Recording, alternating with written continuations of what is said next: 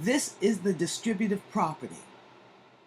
If you have a number or a term being multiplied to something in parentheses, it's being multiplied to everything in the parentheses. So you must multiply what's outside to the b. So a times b equals ab. And I must also multiply this to the c. A times c is positive ac.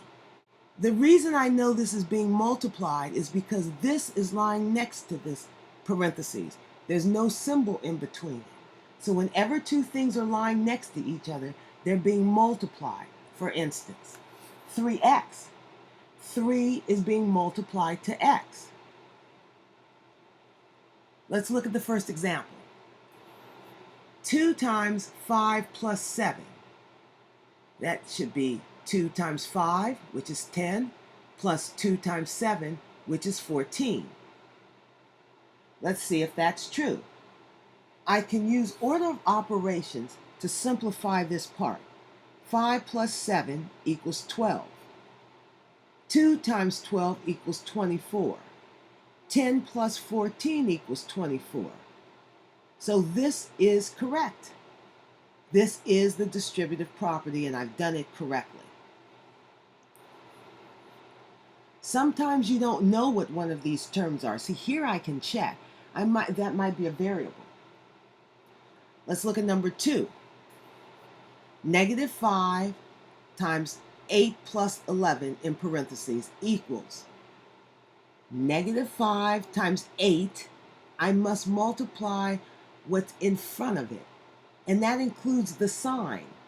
5 negative. Negative 5 times 8 is negative 40. Negative 5 times positive 11 is negative 55. Now let's check and see if this is correct. 8 plus 11 is 19. Negative 5 times 19 is negative 95.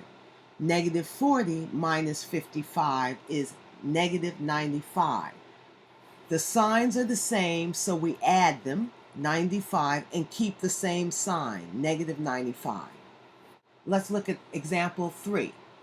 3 times x plus 9 in parentheses. 3 times x, 3x. 3 times 9, 27. Let's look at number 4. X times x squared plus 2y in parentheses equals x to the third plus 2xy. X times x squared is x times x, so x times x squared is x to the third. X times 2y is 2xy. The reason I put the x in the middle is we normally list variables in alphabetical order, but there's absolutely nothing wrong or incorrect about 2yx, x2y. Remember the commutative property of multiplication? It doesn't matter the order. Let's look at number 5. Negative 4 times 2y plus 8 in parentheses equals negative 4 times positive 2y is negative 8y. Negative 4 times positive 8 is negative 32.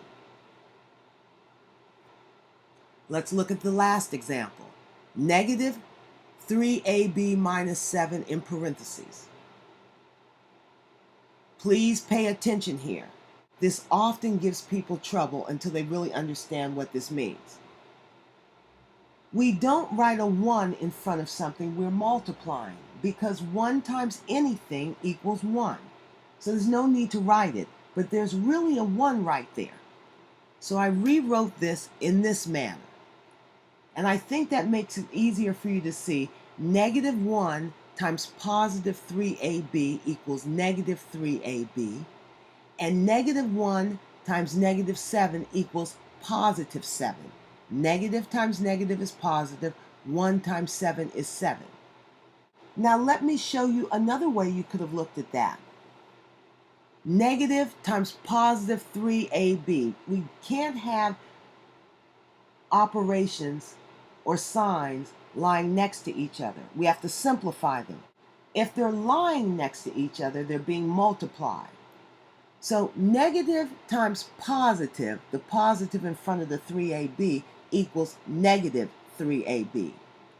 Negative times negative equals positive 7. I want you to make another note.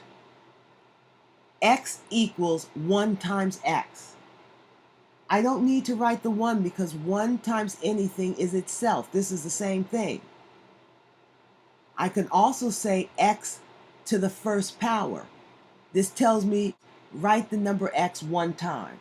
This is the same as this. This is the same as this. I can also write it this way, 1x to the first power. That's just X. X to the first power is X because we do the exponent first. And 1 times X is X. All of these are the same thing. Have a great day. No more math blues.